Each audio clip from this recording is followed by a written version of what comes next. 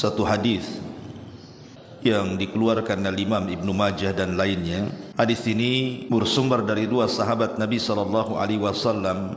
Pertama Abu Sa'id Al-Khudri radhiyallahu an dan juga Abu Hurairah, dan hadis ini disahihkan oleh Syekh Nasiruddin Al-Albani rahimahullahu taala. 5 kalimat kalau seseorang membacanya dalam kondisi dia sakit, kemudian Allah takdirkan dia meninggal, maka kalimat-kalimat ini menyebabkan orang tersebut tidak akan disentuh api neraka. 5 kalimat kalau seseorang sedang sakit tidak pernah meninggalkan sampai dia meninggal, maka neraka tidak akan menyentuhnya. Apa 5 kalimat itu? Baik, kita baca riwayatnya. Ma'asyiral muslimin yang dimuliakan Allah Subhanahu wa taala. Rawa Ibnu Majah fi sunanihi. Al-Imam Ibnu Majah meriwayatkan dalam kitab sunannya dari Abi Hurairah radhiyallahu an dan dari Abi Sa'id Al-Khudri radhiyallahu anhuma. Keduanya pernah menyaksikan Nabi sallallahu alaihi wasallam bersabda, "Idza qala al-'abdu la ilaha illallah wallahu akbar." Apabila seorang hamba mengucapkan kalimat la ilaha illallah Allahu akbar, qala Allah azza wa jalla, maka Allah Subhanahu wa taala akan menjawab dan mengatakan, sadaqa abdi, hambaku telah benar. La ilaha illa ana wa ana Allahu akbar. Karena tidak ada sesembahan yang berhak disembah kecuali aku, kata Allah, dan aku sendiri adalah zat yang maha besar. Wa idza qala al-'abdu, apabila hambaku berkata la ilaha illallah wahda, tidak ada sesembahan yang berhak disembah kecuali Allah semata, maka Allah akan menjawab, sadaqa abdi la ilaha illa ana wahdi, hambaku telah benar dan tidak ada sesembahan yang berhak disembah kecuali aku saja. Wa idza qala la ilaha illallah wahdahu la syarikalah, apabila hambaku berkata tidak ada sesembahan yang berhak disembah kecuali Allah dan tidak ada sekutu baginya, maka Allah Subhanahu wa taala akan menjawab, sadaqa abdi, hambaku telah benar. La ilaha illa ana wala syarikali, tidak ada sembahan yang berhak disembah kecuali saya dan tidak ada sekutu bagi saya. Wa idza qala la ilaha illallah lahul mulku wa lahul hamdu, apabila hamba Allah berkata tidak ada sesembahan yang berhak disembah kecuali Allah, bagi dia kekuasaan dan pujian, maka Allah akan jawab, sadaqa abdi la ilaha illa ana liyal mulku wa liyal hamdu, hambaku telah benar, tidak ada sesembahan yang berhak disembah kecuali aku dan bagiku kekuasaan dan bagiku pujian. Wa idza qala la ilaha illallah wala haula wala quwata illa billah, dan apabila seorang hamba berkata tidak ada sembahan yang berhak disembah kecuali Allah, tidak ada daya dan kekuatan kecuali milik Allah, maka Allah akan menjawab, sadaqa abdi la ilaha illa ana wala haula wala quwata illa bi, hambaku telah benar, tidak ada sesembahan yang berhak disembah kecuali aku, karena tidak ada daya dan kekuatan kecuali milik aku. Kata Nabi sallallahu alaihi wasallam di ujung hadis, man razaqahunna inda mautihi lam tamassahun nahr, siapa yang Allah rizkikan sebelum kematiannya dia membaca 5 kalimat ini, maka neraka tidak akan menyentuhnya. Dalam riwayat, man qalaha fi maradihi thumma mata lam tat'amhu an-nar, siapa yang berkata saat kondisi sakitnya, siapa yang berkata saat kondisi sakitnya dengan 5 kalimat tersebut, kemudian dia mati, maka neraka tidak akan memakannya. Subhanallah. Ma'asyiral muslimin yang dimuliakan Allah Subhanahu wa taala, 5 kalimat ini, pertama la ilaha illallah Allahu akbar,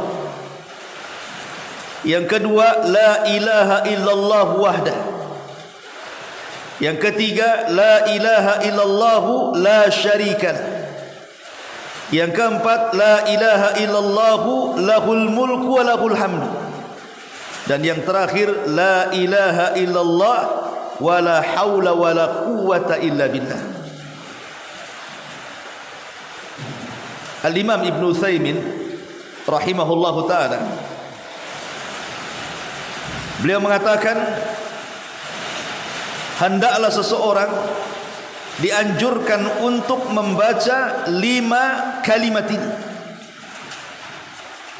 Kata beliau, seseorang hendaklah dianjurkan membaca 5 kalimat ini, terutama saat dia sedang sakit. Kenapa? Beliau mengatakan karena ini adalah kalimat yang luar biasa, kalimat yang bisa menyelamatkan seorang hamba dari api neraka. Bahkan dikatakan oleh Imam Mubarakfuri rahimahullahu ta'ala, wa fil hadits dalilun ala anna hadhihi al-kalimatil madhkurati fil hadits idza qalaha al-'abdu fi maradihi wa mata fi dhalika al-marad ala tilka al-kalimat ay kanat khatimatu kalamihi alladhi yatakallamu bih aqilan mukhtaran lam tamassuhu an-nar. Kata Imam Al-Mubarakfuri rahimahullahu ta'ala mengatakan, hadis ini sebagai dalil bahwa kalimat-kalimat yang diucapkan seorang hamba saat sakitnya kemudian dia mati, dengan kalimat-kalimat itu dia ucapkan dengan pilihan dia dan akal dia, maka dipastikan neraka tidak akan menyentuhnya. Ma'asyiral muslimin yang dimuliakan Allah Subhanahu wa ta'ala, kenapa kalimat-kalimat ini menjadikan neraka tidak menyentuhnya bagi orang yang mengucapkannya? Tentu ini sebuah soalan. Ada apa dengan 5 kalimat ini? Maka Al-Imam Ibn Hibban rahimahullahu ta'ala membuat bab dalam sahihnya. Beliau mengatakan, zikrul kalimatil lati idza qalaha al-mar'ul muslim saddaqahu rabbuhu jalla wa ala alaiha. Kalimat-kalimat yang apabila seseorang muslim mengucapkannya kemudian Allah benarkan ucapannya, razaqahunna inda mautihi lam tamassahun nar, maka neraka tidak akan menyentuhnya. Sebagian ulama mengatakan karena di dalamnya terdapat kalimatut tauhid la ilaha illallah.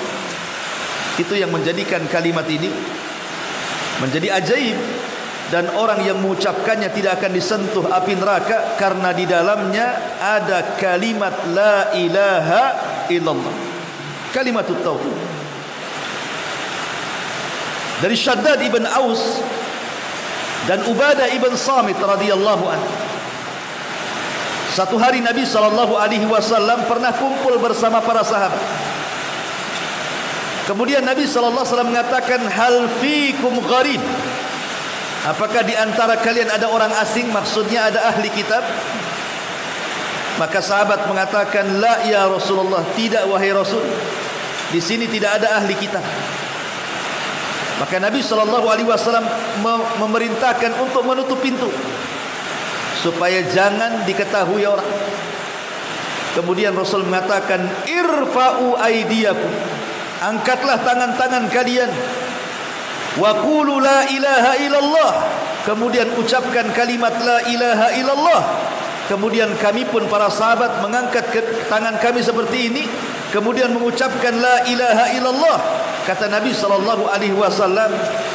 alhamdulillah, Allahumma ba'athani bihadihil kalimati wa amartani biha wa wa'adtani 'alaiha al-jannah wa innaka la tukhliful mi'ad.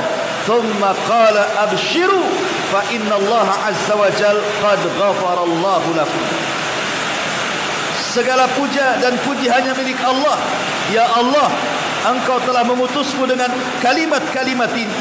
Engkau telah memerintahkan untuk mengucapkan dengan kalimat ini, dan Engkau sudah janjikan surga dengan kalimat ini, dan Engkau tidak akan mungkin menyelisih janji. Kemudian Rasul mengatakan, bergembiralah karena Allah Subhanahu wa ta'ala dengan kalimat itu sudah mengampuni dosa-dosa kalian. Lihat bagaimana Nabi SAW menjelaskan tentang keutamaan kalimat la ilaha illallah. Bahkan Usama ibn Zaid radhiyallahu anhu, Usama ibn Zaid radhiyallahu anhu, satu hari Usama ini diutus oleh Nabi SAW dalam pasukan perang yang tidak dipimpin Rasul alias Sariyah. Sariyah itu satu pasukan khusus yang tidak dipimpin Rasul. Lah Usama ibn Zaid terlibat dalam pasukan ini. Kemudian ketika Allah Subhanahu wa taala menangkan dalam pasukan ini, adalah satu musuh dikejar oleh Usama ibn Zaid sampai ketika mentok tidak bisa pergi. Akhirnya kemudian Usama pun menghunus pedangnya. Tiba-tiba ketika menghunus pedang, orang ini mengucapkan kalimat la ilaha illallah. Tapi Usama tetap membunuh. Usama tetap membunuh. Sampailah kabar ini kepada Nabi SAW. Kemudian Nabi SAW ketika itu mengatakan, ya Usama, aqatalta man qala la ilaha illallah. Usama, apakah engkau membunuh orang yang telah mengucap kalimat la ilaha illallah? Maka Usama mengatakan, ya Rasulullah, dia mengucapkan kalimat itu karena takut dengan pedangku, bukan karena ingin masuk Islam. Maka Rasulullah SAW mengatakan, ya Usama, sudah kau belah dadanya sehingga kau tahu isinya. Apakah dia mengucapkan kalimat itu karena takut pedangmu, ataukah karena ingin masuk ke dalam Islam? Maka Usama tetap membela diri dan mengatakan, Rasul, dia mengucapkan karena takut pedangku.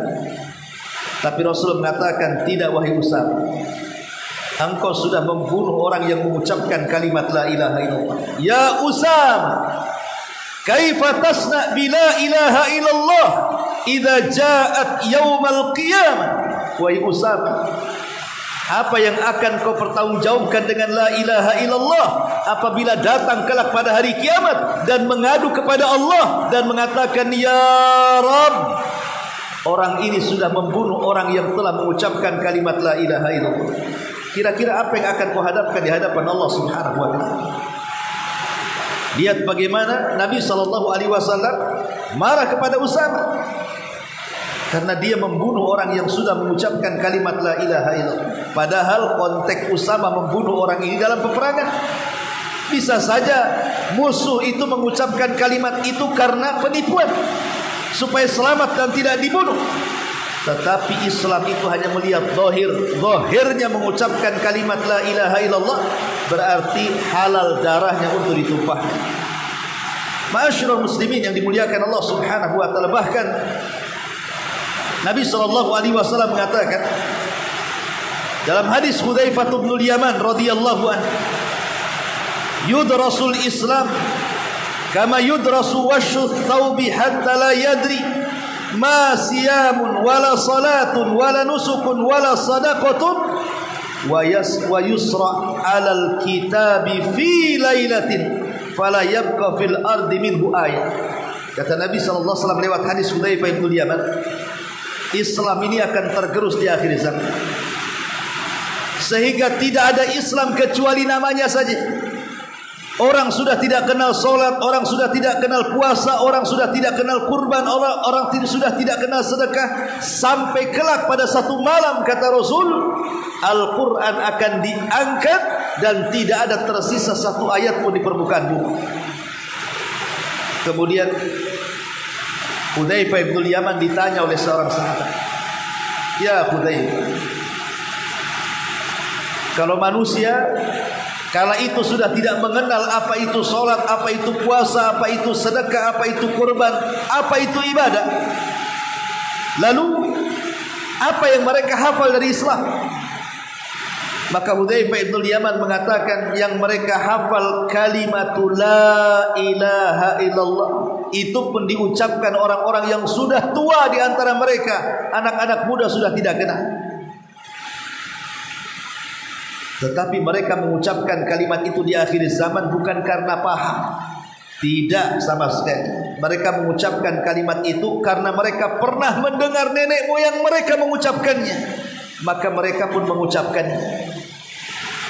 Kemudian dikatakan kepada Hudzaifah, ya Hudzaifah, Apakah kalimat yang mereka ucapkan dari kalimat turun-temurun dari nenek moyang mereka, la ilaha illallah, tunjihim minan nar, bisa menyelamatkan mereka dari api neraka?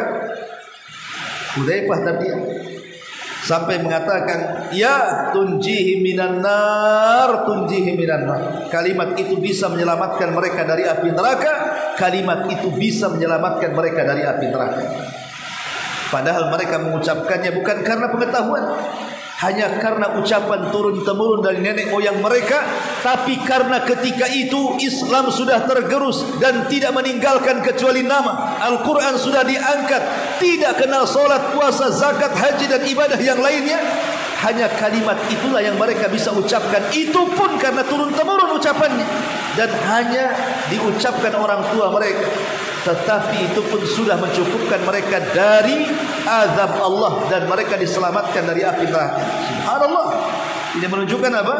Keutamaan kalimat la ilaha illallah. Dan yang terakhir, Nabi SAW satu hari pernah bercerita tentang bitaqah. Bitaqah itu kartu sakti. Kata Nabi SAW, Inna Allah sayukhallasu rajulan min ummati ala ru'usil khalaik yaumal qiyamah. Satu hari Allah akan menghadapkan manusia, satu orang di hadapan halayak manusia. Jadi nanti pada hari kiamat di padang mahsyar, Allah akan panggil satu orang dan disaksikan oleh seluruh manusia yang begitu banyak, entah berapa jumlahnya. Kemudian Allah Subhanahu wa taala katakan, datangkan kepadanya tis'atan wa tis'ina sijillah. Datangkan kepada orang ini 99 catatannya. Datangkan kepada orang ini. Datanglah malaikat membawa 99 catatan. Kemudian Allah katakan, buka satu catatan. Akhirnya kemudian dibukalah satu catatannya. Rupanya satu catatan ini sejauh mata memandang. Panjang catatannya itu sejauh mata memandang. Ini baru satu catatan. Belum 98 catatannya dibuka. Baru satu catatan itu sudah maddal basar, sejauh mata memandang catatannya itu. Maka orang ini pun langsung lemas, karena semua catatannya isinya keburukan dia. Kemudian Allah Subhanahu wa taala mengatakan, atumkiruna min hadza syai'an ya fulan. Fulan, tolong kau baca catatanmu. Ada enggak yang kau ingkari dari catatan itu? Boleh jadi ada yang dicatat dan kau tidak lakukan. Maka hamba ini mengatakan, tidak, semua sudah benar. Ini semua perbuatanku di dunia. Kemudian Allah mengatakan, adzlamaka katabatil hafidun. Cek lagi wahai fulan, jangan-jangan malaikat yang mencatat salah catat pula. Dia sudah menzalimi kamu. Cross check lagi. Maka dia pun membaca lagi dan mengatakan, la ya Rabb, tidak ya Rabb, semua benar. Dari sini menunjukkan apa? Di antara kekhususan hisab itu, Allah mengembalikan hafalan kita. Di dunia kita berbuat jahat seminggu yang lalu sudah lupa. Di dunia kita pernah mendolimi orang sebulan yang lalu sudah lupa. Di dunia pernah menyakiti si fulan entah berhari-hari yang lalu, kita sudah lupa. Tapi di akhirat di antara kekhususan hisab adalah Allah kembalikan ingatan kita. Kita ingat per detiknya, di mananya, harinya, tanggalnya, bulannya, tahunnya. Allah berikan ingatan itu untuk mencocokkan catatannya. Ma'asyiral muslimin yang dimuliakan Allah Azza wa Jalla, ketika hamba ini sudah lunglai, sudah lemas karena semua catatannya keburukan, dan Allah katakan, alaka hasanah, apakah kamu punya kebaikan? Maka hamba ini mengatakan, ya Rabb, walaupun aku punya kebaikan, apalah artinya dengan catatan-catatan ini? Akhirnya dia pun sudah menuju neraka. Tiba-tiba Allah memanggilnya dan mengatakan, tidak, engkau punya kebaikan. Kemudian Allah keluarkan kartu sakti, di dalamnya kalimat la ilaha illallah. Maka kartu itu ditimbang di satu neraca. 99 catatan keburukannya ditimbang di neraca satunya. Apa kata Rasul? Tasat bihinda la ilaha illallah. La ilaha illallah langsung melesat ke atas. Karena sifat timbangan di dunia itu berbeda dengan sifat timbangan di akhirat. Kalau di dunia makin berat ke bawah, kalau di akhirat makin berat ke atas. Makanya bahasanya tasat bihinna la ilaha illallah, melesat ke atas. Ya. Kenapa? Karena sorga itu darajat, makin tinggi makin indah. Neraka itu darajat, makin rendah makin menakutkan. Makanya sifat timbangan di akhirat bukan berat itu ke bawah, tapi berat itu ke atas. Makanya bahasanya tasat bihinna la ilaha illallah. Ma'asyiral muslimin yang dimuliakan Allah Azza wa Jalla, intinya kenapa kemudian orang yang mengucapkan 5 kalimat ini Allah janjikan neraka tidak akan menyentuhnya, karena 5 kalimat ini sekali lagi adalah termasuk afdalu zikri, seutama-utama zikir. Sebagaimana hadis Jabir bin Abdullah radhiyallahu an, afdalu zikri la ilaha illallah wa afdalu du'a alhamdulillah. Seutama-utama zikir adalah la ilaha illallah, dan seutama-utama doa adalah alhamdulillah. Dan Rasul mengatakan, man qala akhiru kalamihi la ilaha illallah dakhala al-jannah. Siapa yang akhir ucapannya ditutup dengan kalimat la ilaha illallah, maka dipastikan dia masuk surga.